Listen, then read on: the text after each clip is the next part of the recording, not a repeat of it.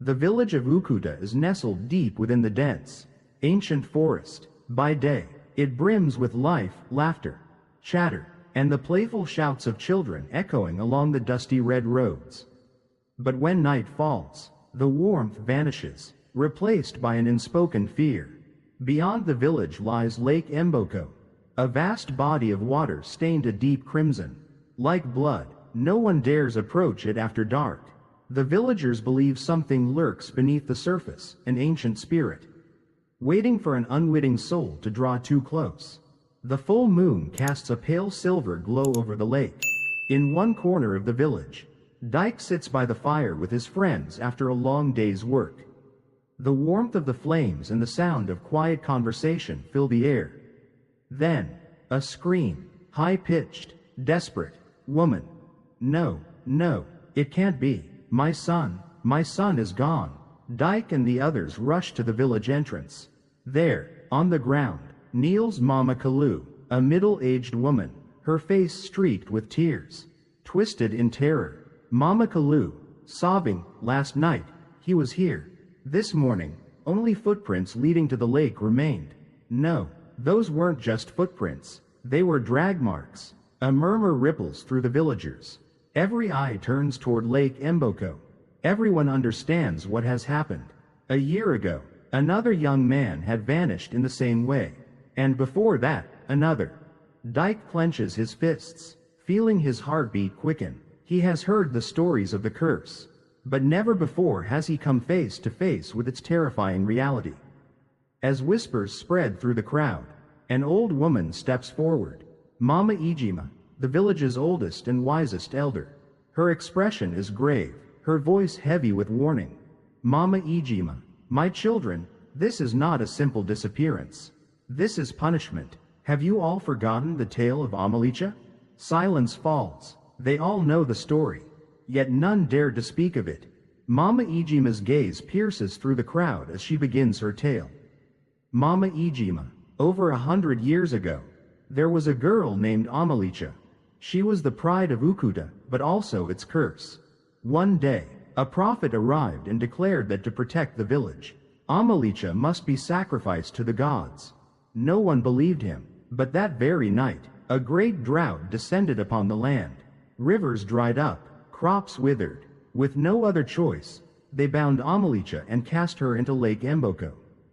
Her blood mixed with the water, turning it red, but she did not die. Her spirit remained, angry, betrayed, and from that moment on, every year, she takes a young man from the village to exact her revenge. A cold shiver runs through the villagers. The fire flickers, almost dying in the sudden gust of wind. Dike swallows hard, his gaze drawn toward the dark waters of Mgboko. For just a moment, he feels something staring back. From the depths of the lake, the drums sound again, slow, heavy. The morning after, the village of Ukuta was shrouded in a heavy, eerie silence. People moved quickly, avoiding any mention of the previous night's events. Yet fear hung over them like a dark cloud. Dike woke up feeling strange. His throat was dry, as if he had swallowed dust all night. As he looked outside, he saw black crows perched densely on the rooftops, their sharp eyes glaring down, watching, waiting. Just outside, Mama Kalu sat collapsed at her doorstep, her sunken eyes hollow, devoid of life. A dark, wet trail stretched from her door to the road, as if something had slithered past in the dead of night. Something was wrong. Dike could feel it. The night before, he had dreamed of a young woman standing in the middle of Lake Mgboko. She wore a flowing white gown, her long black hair cascading down her back. The water around her was unnervingly still, untouched even by the fierce wind that howled across the lake. As Dike stepped closer, she lifted her head. Her eyes were empty. No pupils, no whites, just two dark, endless voids, deep and hollow, like bottomless pits. Dike jolted awake, his back drenched in sweat. But what unsettled him the most was the small puddle of water at the foot of his bed. That night, sleep eluded him. Dike sat by the fire, trying to shake off the unease that clung to him. And then, Dike, a voice, soft, gentle, yet eerily cold. Dike froze. He turned his head, scanning the darkness. No one was there. The wind picked up. In the distance, the surface of Lake Mgboko began to ripple, slowly at first, then more violently, as if something was stirring beneath. Again, the voice came, closer this time. "Dike, come to me." It sounded like it was right behind him. Dike spun around. Nothing, but on the ground before him were wet footprints, leading from the lake, straight to where he sat. Dike ran to Mama Ijima's house. When he arrived, he found the old woman staring out the window, her face grave, her expression unreadable. "Dike." "Mama, I heard a voice. It called my name." Mama Ijima didn't seem surprised. She only sighed. "Mama Ijima, it has chosen you, Dike." Before he could question her, the door burst open. A man stumbled inside, his breath ragged, his eyes bloodshot from sleepless nights. Okafor. He had lost his wife last year, taken by Lake Mgboko. "Okafor, it's not just calling you, Dike. It's been calling me for a week now." He grabbed Dike's shoulders, his grip desperate, his voice frantic. "Okafor, it's not just a spirit. It's something that doesn't belong to this world. If you've heard it call your name, then you've already been marked. Don't look at the water. Whatever you do, never look at the water." A chill ran down Dike's spine. His hands had gone ice cold. By morning, the entire village was in panic. The water in their clay pots had turned dark red, the exact color of Lake Mgboko. Animals were found dead for no clear reason, their eyes wide open, their mouths frozen in silent screams, as if they had witnessed something too horrifying to comprehend. Children woke up screaming in the night, claiming they had seen a woman standing outside their windows, whispering in a language no one understood. Dike knew then, the curse had returned, and this time, it was stronger than ever. Dike ran down the dirt path, his heart pounding in his chest. The icy wind lashed against his face, carrying the damp, musty scent of stagnant water and decaying leaves. In his mind, the voice still echoed, "You have been chosen, you cannot escape."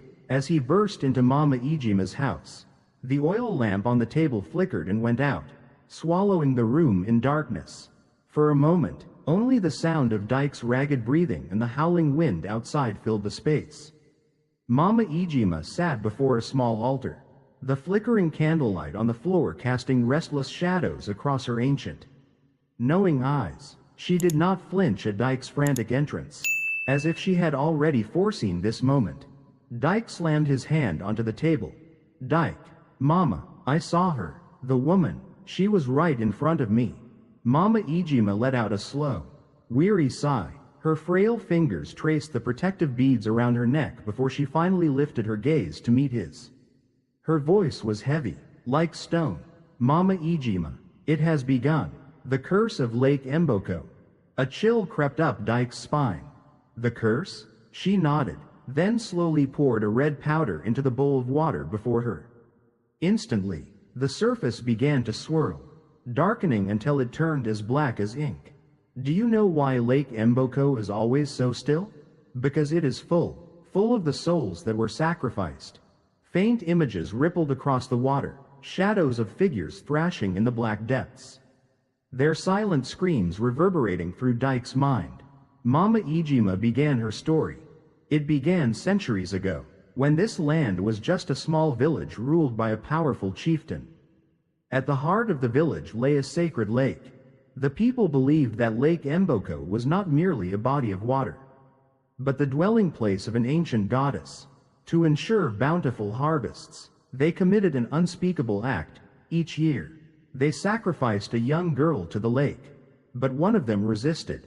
Her name was Nwanyi, but now, all that remains of her is a ghost. Nwanyi refused to accept her fate. She fought, but in the end, she was thrown into the water, swallowed by the black depths on a moonless night. Yet, she did not vanish. The moment she sank beneath the surface, Lake Mgboko ceased to be sacred. It became a trap, a graveyard for the restless dead. Every year, on the anniversary of her death, a new soul was called to the lake. If they did not succumb to the water, they would be haunted for the rest of their lives, until they willingly surrendered to its depths.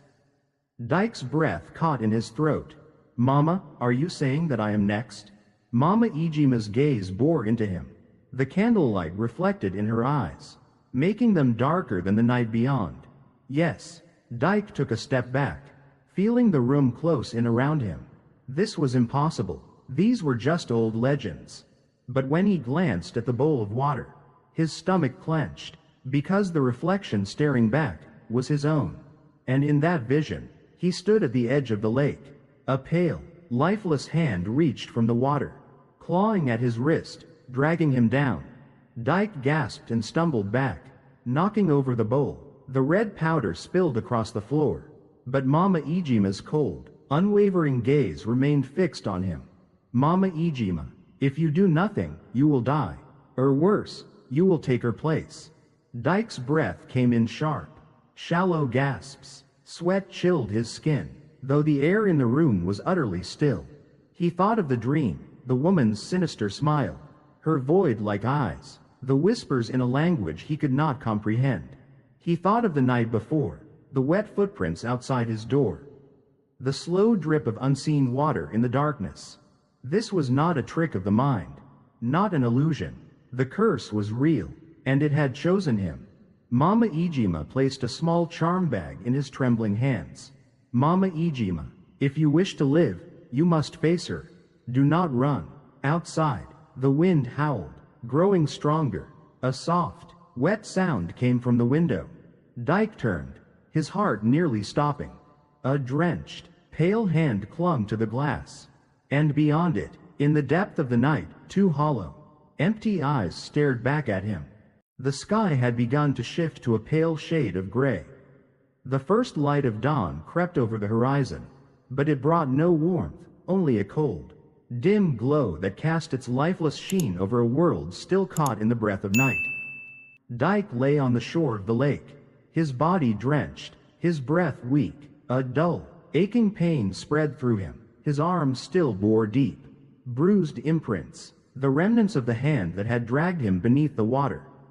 He had fought her, he had faced the curse, and now, he was still alive, but that did not mean he had won. Dike pushed himself up, his gaze locked onto the surface of the water.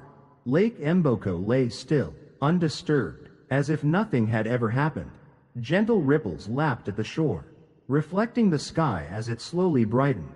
But he knew, it was still there, and beneath that deceptively calm surface, she was waiting. Dike looked down at his hands, his fingers still trembling. He remembered the moment that ice-cold hand had clamped around his wrist, dragging him into the endless dark. He had seen her, clearer than ever before. Nwanyi, no longer a shadow, no longer a fleeting illusion.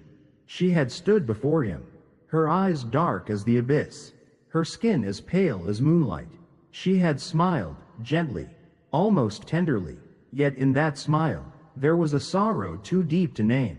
"You have seen me now." Her voice still echoed in his mind, even though she was gone. But he knew, she had never truly left. Mama Ijima stood a short distance away. She looked at him with weary eyes, not with pity, nor with relief, only acceptance. Dike slowly rose to his feet, feeling the solid ground beneath him. He was alive, but something inside him had changed forever. He was no longer the carefree boy he had been a week ago. No longer someone who dismissed old legends. No longer someone who could look at the lake without sensing something watching him. He had not died, but the curse cannot be broken, only passed on. Mama Ijima's voice was barely louder than the morning wind. Dike shivered. He understood. He had survived, but that meant someone else would be next. And soon, another name would be whispered by the lake. Dike took a deep breath and looked back at the water one last time. He murmured something, words too soft for anyone to hear. Perhaps an apology, perhaps a promise, or maybe just a farewell. Then, he turned and walked away, leaving behind the stillness of the lake. And beneath its surface, a faint shadow lingered. In the distance, the sun finally broke over the horizon, casting light upon a new day, or another cycle. Because a curse, even when it fades, never truly ends.